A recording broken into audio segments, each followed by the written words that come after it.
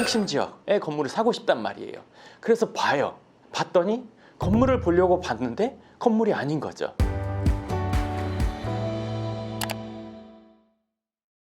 반갑습니다. 황 소장입니다. 오늘은 제가 상담할 때 늘 앉는 자리에서 얘기를 해드릴 거고요. 오늘은 건물을 볼 때 우리가 이제 처음 건물을 보다 보면 헷갈린단 말이에요. 그리고 보면 볼수록 고려할 것들이 많고 막 이런 시기가 와요. 집중적으로 알아보면 20, 30개 볼 때까지만 해도 헷갈린단 말이에요. 근데 그 중에 우리가 어떤 기준을 적어도 갖고 봐야 되는지에 대해서 좀 이야기를 해드릴게요.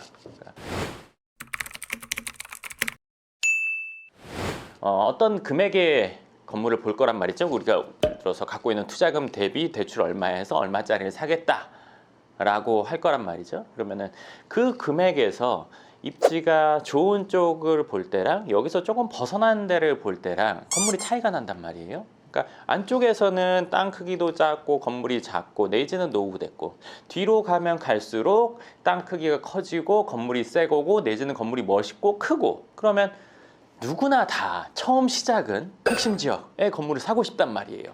그래서 봐요. 내 돈으로 살 수 있는 건물을 봐요. 봤더니 건물을 보려고 봤는데 건물이 아닌 거죠.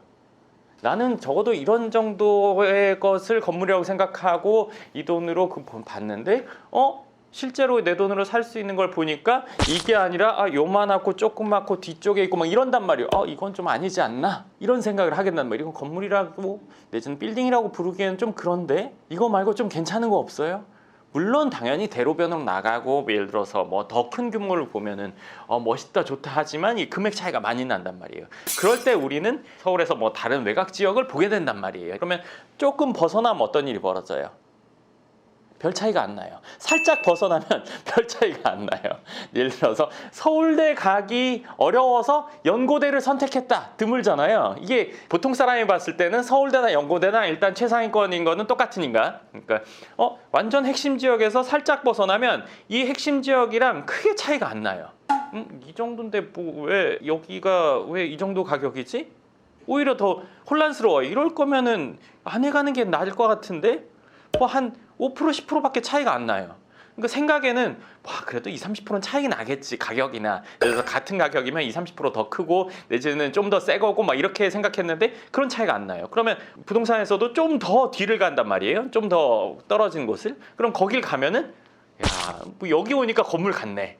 예를 들어서 코너야, 내지는 대로변이야, 내지는 건물이 신축이야, 아니면 건물이 커요. 뭐 대지가 뭐 안쪽에서는 뭐 60평 내외였는데 여기 갔더니 뭐 100평이 넘고 뭐 150평 뭐 이렇게 된단 말이에요. 건물 이 정도면 괜찮네. 근데 그렇다고 해서 선뜻 이걸 선택하지 못해요. 대부분의 경우.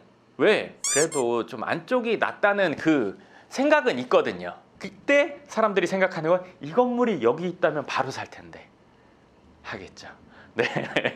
그러니까 생각하는 모든 조건을 만족하는 건물인 거죠. 그게 이 멋있는 건물이, 이 크기의 건물이, 이 새 건물이 여기 있다면 바로 살 텐데 그런 건 존재하지 않는단 말이에요. 그러면서 고민을 하게 돼요. 근데 생각해 보세요. 부동산 투자라는 거의 특징, 특성을 일단은 생각을 해봐야 돼요. 우리가 금융상품이라고 하면 일단 기본적으로 부동산 상품보다는 환금성이 좋잖아요. 언제든지 팔 수 있어요. 바로 현금화할 수 있죠. 대부분의 경우 뭐 예를 들어서 시간이 좀 걸리는 경우도 있지만 환금성은 금융상품이 부동산 상품보다 낫단 말이에요. 그러니까 금융상품은 장기로 하는 경우가 그렇게 많지 않단 말이에요. 근데 부동산 투자는 장기로 해요. 대부분이 장기예요. 자, 그러면 내가 이걸 사고 이걸 장기로 갖고 갔을 때 어떤 일이 벌어질까 생각해 볼게요. 자, 이게 핵심지에 있는 건물의 어치기예요. 이게 외곽에 있는 건물이에요. 훨씬 더 크죠? 멋있다고 칠게요.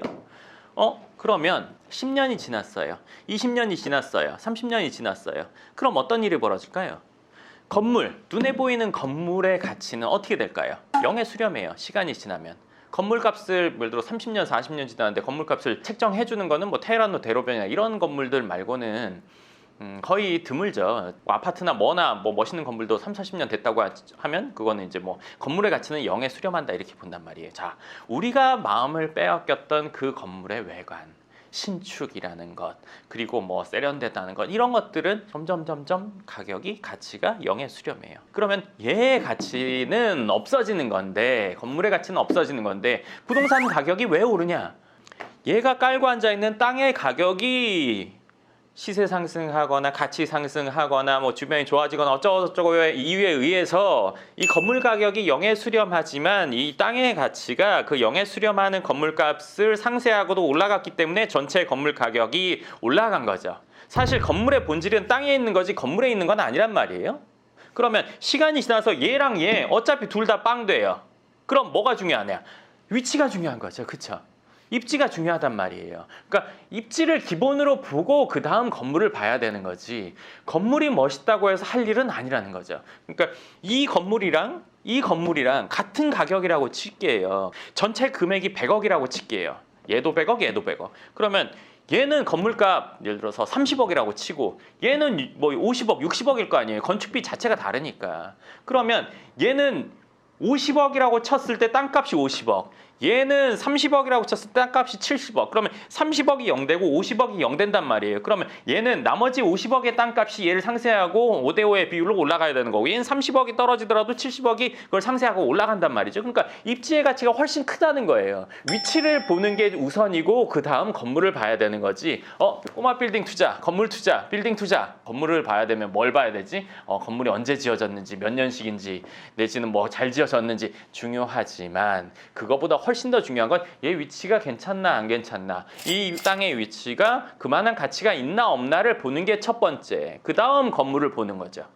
무슨 말인지 아시겠죠? 그러니까 아파트도 뭐 30년 된 아파트예요. 뭐 엄청 비싸요. 왜 비싸요? 건물의 값은 0이지만 아파트를 신축했을 때 훨씬 더 가치가 높다는 걸 사람들이 이미 알고 있단 말이에요. 그 말인즉슨 얘가 가치가 높다는 거는 위치가 좋기 때문에 신축을 했을 때 가치가 높아진다는 거 생각하는 거지, 위치가 별 볼 일이면 그런 데는 아무도 재건축 투자 안 한단 말이에요. 그만큼 위치가 우선이지 건축물이 우선이라는 건 아니라는 말씀을 일단 드리고 싶고, 그리고 건물을 볼 때 뭐 구조도 좋고 인테리어 좋고 뭐 임대료도 다 좋은데 그 중에 하나는 제가 도움을 드릴 수가 있어요. 뭐냐면 강남권에서 예를 들어서 역삼, 노년, 삼성, 대치, 청담, 뭐 개포 어쩌고저쩌고 이 동이 여러 동이 있잖아요. 9개 동이 있는데 그 9개 동에서 지금 임대료가 어느 정도 나오는지, 그러니까 부동산을 통해서 우리가 매물을 본단 말이에요. 그럼 여기 임대료가 얼마라고 이제 알려준단 말이에요. 내지는 건물을 지으면 임대료가 얼마 될 거다 이렇게 얘기를 한단 말이에요. 근데 이 임대료가 진짜인지 가짜인지 본인이 직접 확인해 보는 방법이 있어요. 내가 인근 부동산 다니면서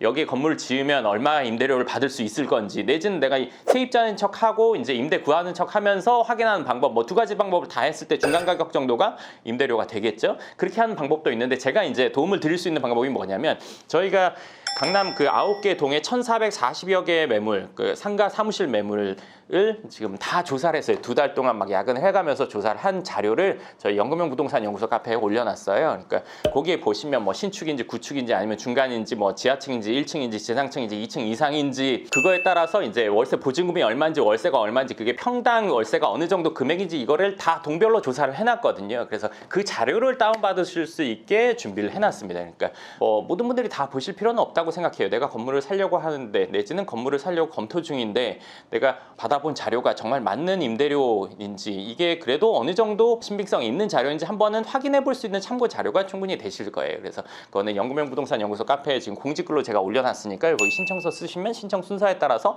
보내드리도록 할 겁니다. 그러니까 그게 필요하신 분들은 한번 보시면 기준을 세우는데 도움이 되실 겁니다. 네, 오늘 이야기는 여기까지 하도록 하고요. 건물에 대한 내용이나 이런 것들 궁금하시면 저희 채널 재생 목록에 따로 부동산에 대한 이야기, 제 마인드에 대한 이야기를 따로 나눠놨으니까요. 궁금하신 분들은 찾아보시면 더 도움이 되실 겁니다. 네, 오늘은 여기까지 하겠습니다. 감사합니다.